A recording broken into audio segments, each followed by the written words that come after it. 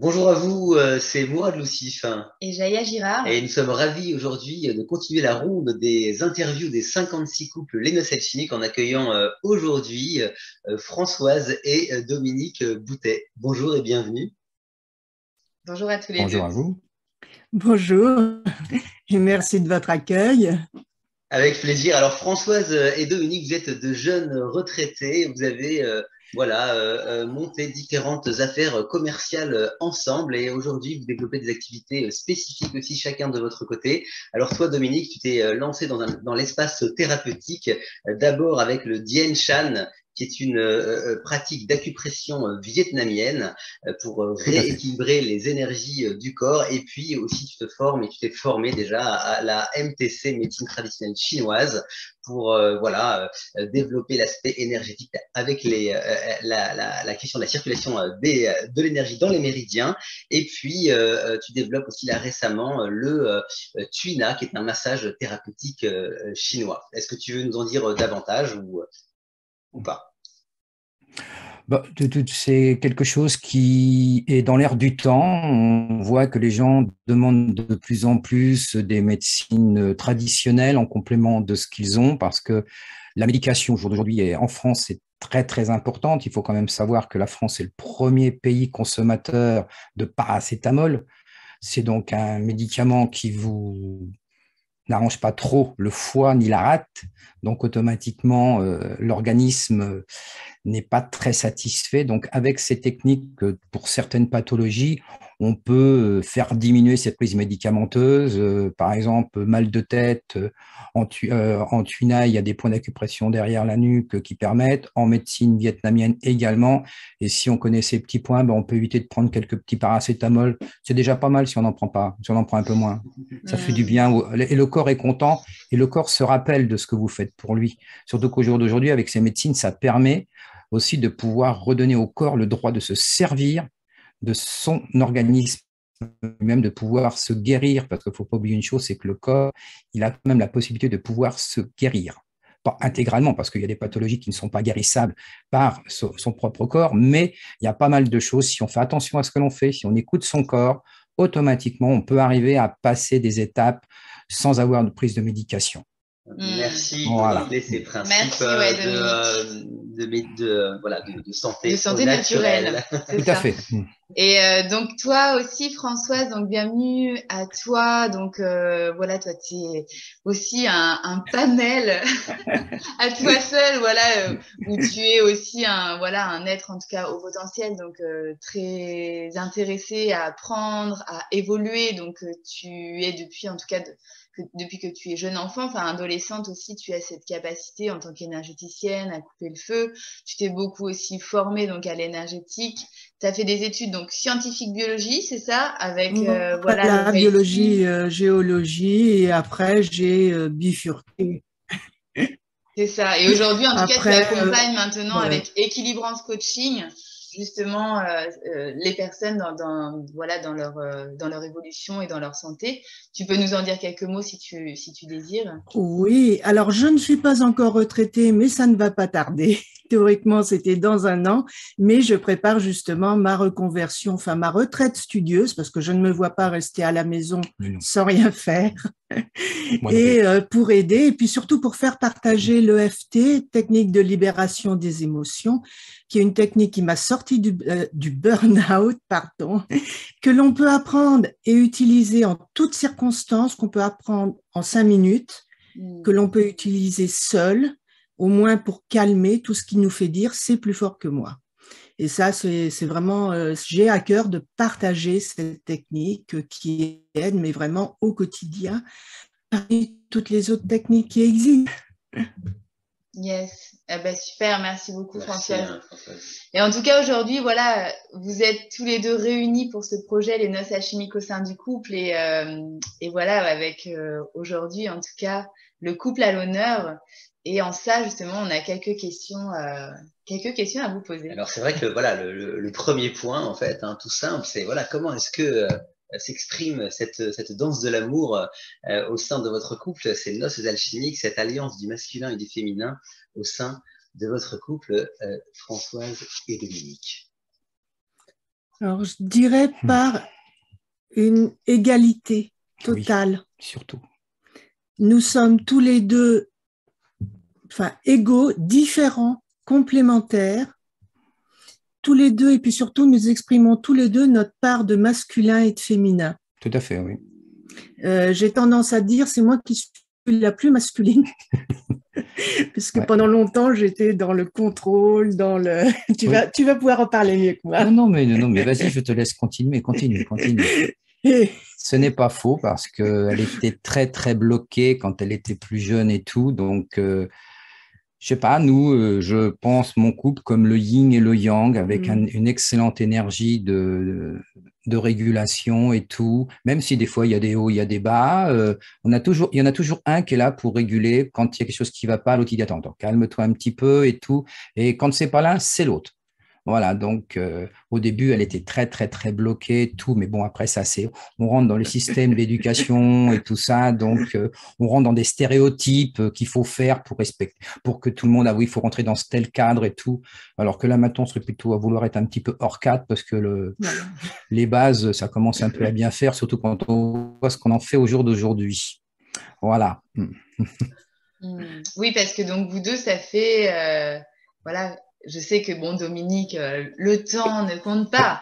40, mais quand même, 42, c'est important de 42, ça y est. Ça fait quand même 42 ans de mariage et 44 ans de 44 ans de vie commune, oui. Non, mais…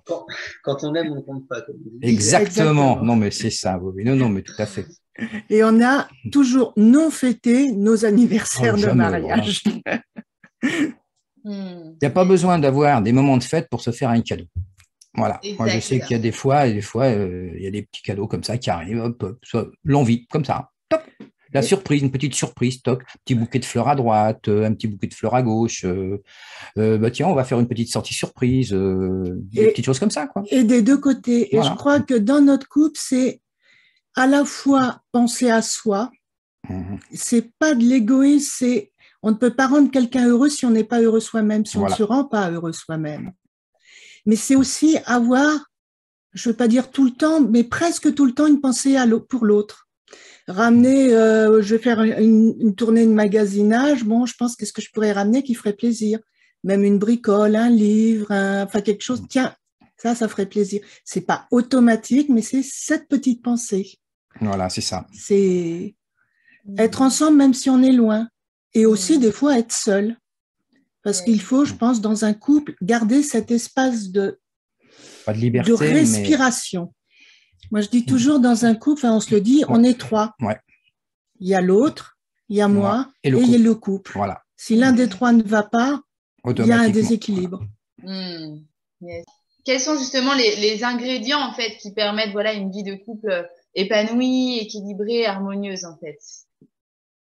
Déjà, une première chose, le respect de chacun, déjà, est d'une. Ça, c'est primordial. Respecter la personne telle qu'elle est. Et surtout, c'est avec ses défauts et ses qualités. Parce que le parfait n'existe pas. Ça, c'est déjà quelque chose d'obligatoire. Et il faut accepter que la personne, aussi bien soi que l'autre, ait des petits problèmes, des fois, dans certaines situations. Mais bon, il faut être dans l'acceptation et ne pas toujours vouloir que le bien. C'est que bien tout le temps bien. Non, la vie, c'est des hauts, des bas et tout. Et puis après, c'est au couple de discuter et de pouvoir arriver à réguler tous ces hauts et ces bas.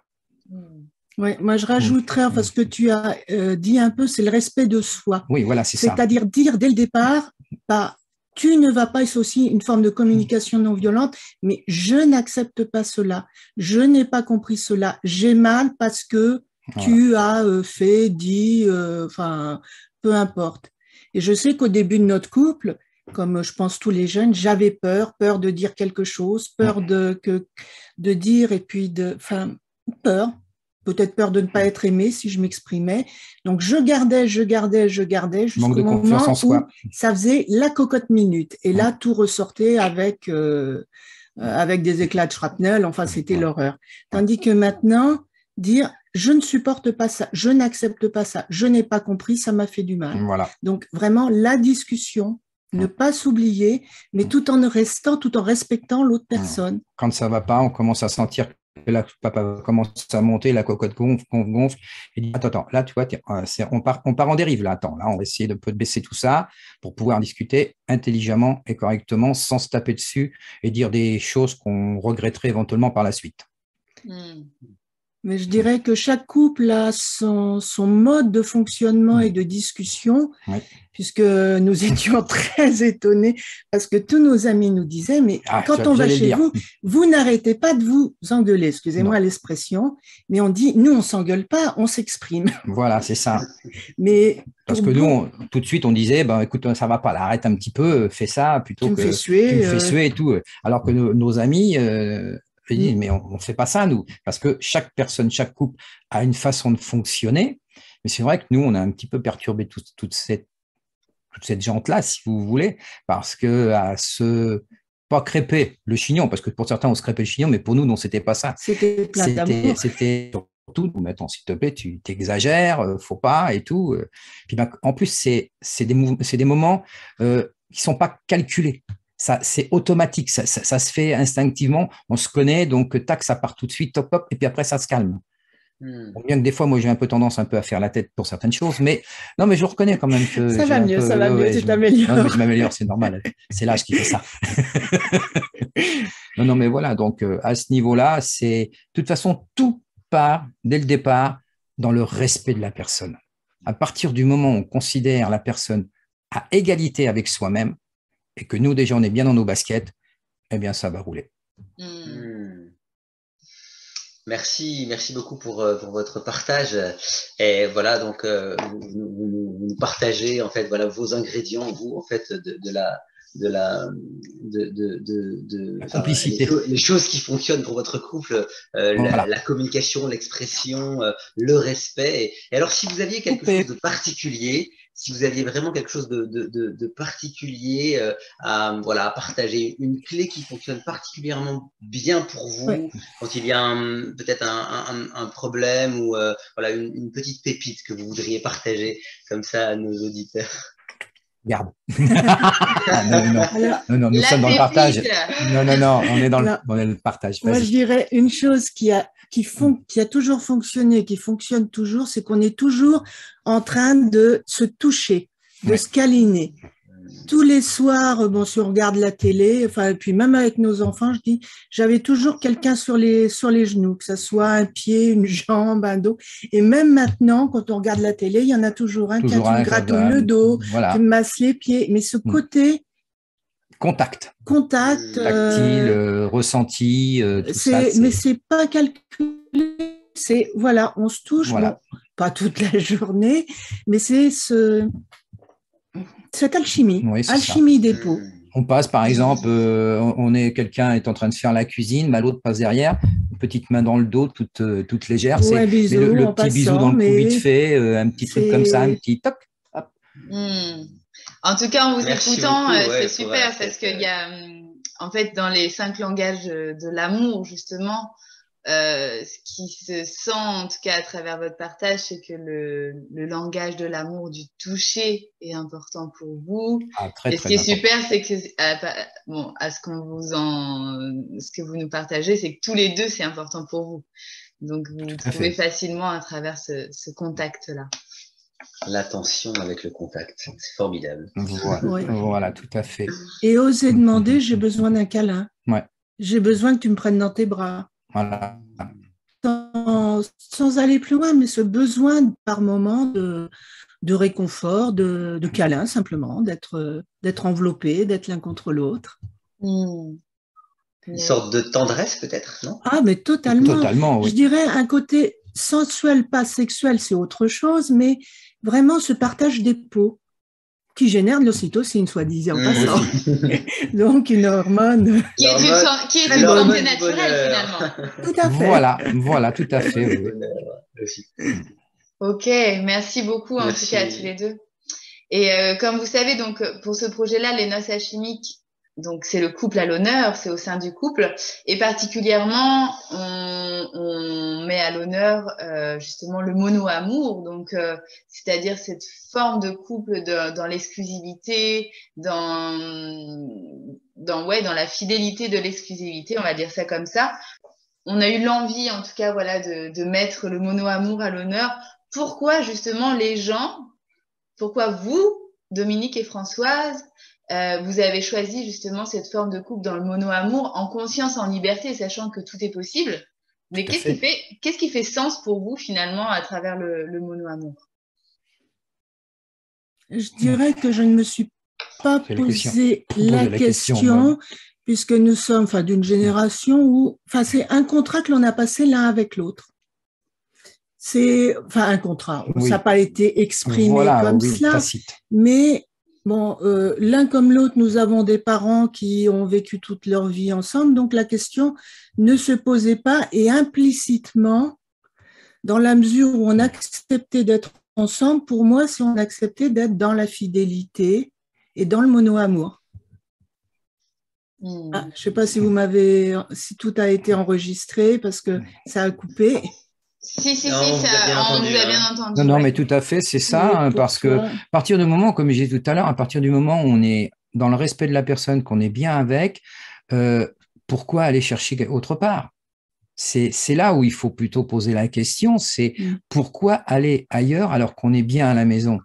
C'est complètement… Il y a ça, parce qu'après on va dire oui, il y a la crise de la quarantaine, il y a la crise de ci, il y a la crise de foie. Attention à la crise de la soixantaine. Voilà, non, mais c'est ça, c'est qu'il y a déjà un problème, déjà vis-à-vis de soi-même, c'est que si l'un des deux, ou les deux veulent aller voir ailleurs pour ne plus être dans le mono-amour, c'est que doit y avoir un problème au sein du couple. Donc s'il n'y a pas de discussion, automatiquement, ils se scindent et puis ça crée des problèmes derrière, quoi. Donc, c'est vraiment un problème déjà de confiance en soi, de confiance dans son partenaire. Et puis la vie fait ce qu'elle doit faire. Si on sait, entre guillemets, gérer cet amour avec la personne qu'il y a, pourquoi aller ailleurs? S'il manque quelque chose, on peut en parler. D'où je disais tout à l'heure, la discussion est primordiale dans les couples.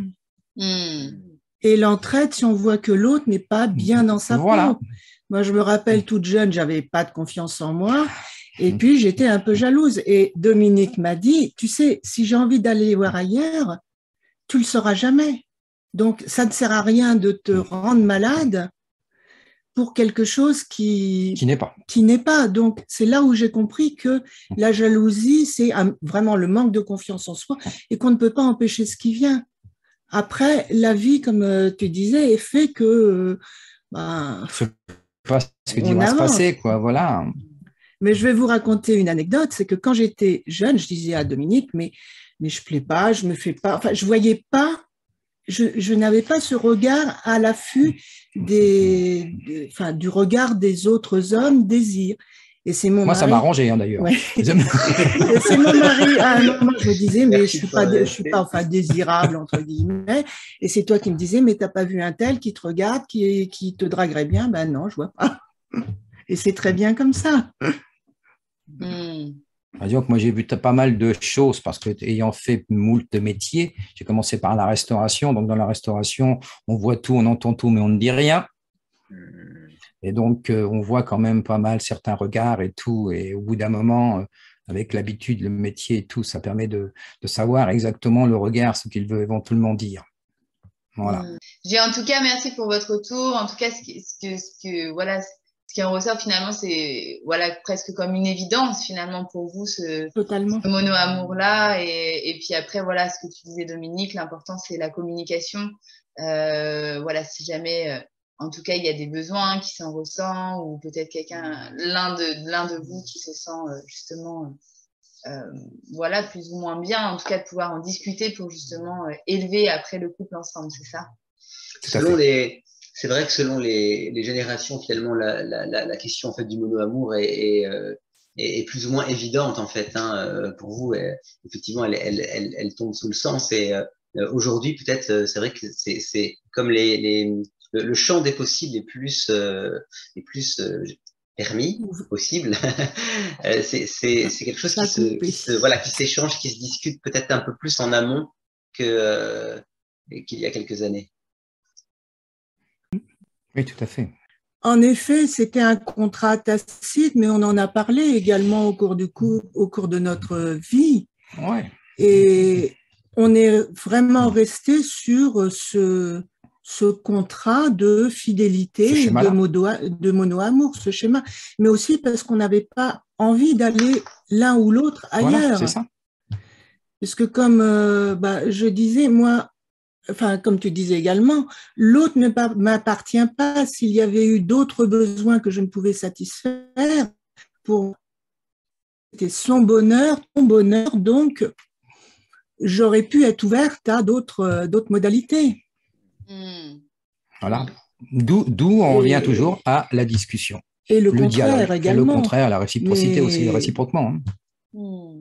Pourquoi chercher ailleurs plutôt que d'essayer d'avancer ensemble et de s'aider et de s'entraider, puisque comme dans tous les couples, il y a des hauts, il y a des bas, il y a des problèmes de santé, il y a différentes... il y a des épreuves. Voilà. Et plutôt que de le cacher, le dire en direct et tout, voilà, il y a telle situation et tout, on en parle, patati, voilà. Après, suivant les petites dérives que ça peut amener, voir ce que ça donnera par la suite. Mais s'il y a le cas à se poser, je pense que c'est comme ça que nous agirions.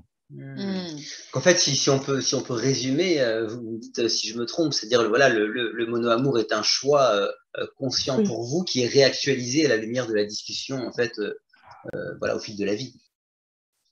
Oui, c'est journalier, de toute façon, c'est en permanence. C'est comme quand on se lève le matin, c'est une nouvelle leçon qui commence, et puis voilà, terminé. Hein.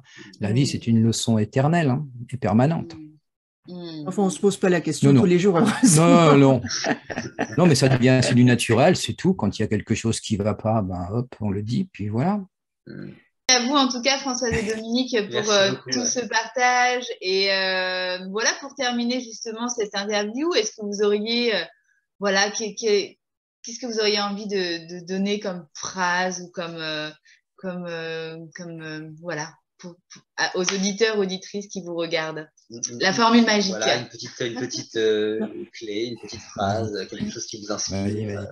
Vas-y. Alors, moi, je dirais une chose que j'applique régulièrement, c'est faites le point en votre âme en conscience de ce que vous vivez dans votre couple.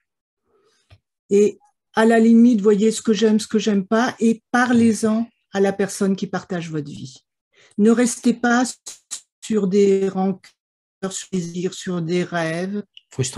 Des frustrations ou des colères ou je sais c'est quoi, mais échangez. Mais faites le point en conscience de ce que vous vivez avec votre compagnon ou votre compagne et parlez-en surtout. Dialoguez. Surtout, c'est surtout ça. Le mot, c'est le dialogue, mais le dialogue sans l'agression. Même s'il y a quelque chose qui ne va pas, même si ça monte un peu le ton, mais toujours en étant malgré tout dans le respect. Il n'y a que comme ça qu'on peut arriver à obtenir du résultat positif, parce que si on est dans l'agressivité, on va dans le négatif. Et le négatif n'a jamais amené rien de bon. Le dialogue, correction, respect et bon amour. Merci à tous les deux. Merci pour ce petit mot de la fin. Voilà. En tout cas, on est certain. Merci beaucoup pour votre partage, pour votre merci à vous, pour votre engagement, et on est certain que cela va contribuer à soutenir, aider et sourcer beaucoup des auditeurs qui vont vous regarder et vous écouter. Merci encore de votre participation. Merci Françoise et Dominique. Merci à vous de nous avoir invités. Merci beaucoup. Avec grand plaisir. À bientôt. Au revoir.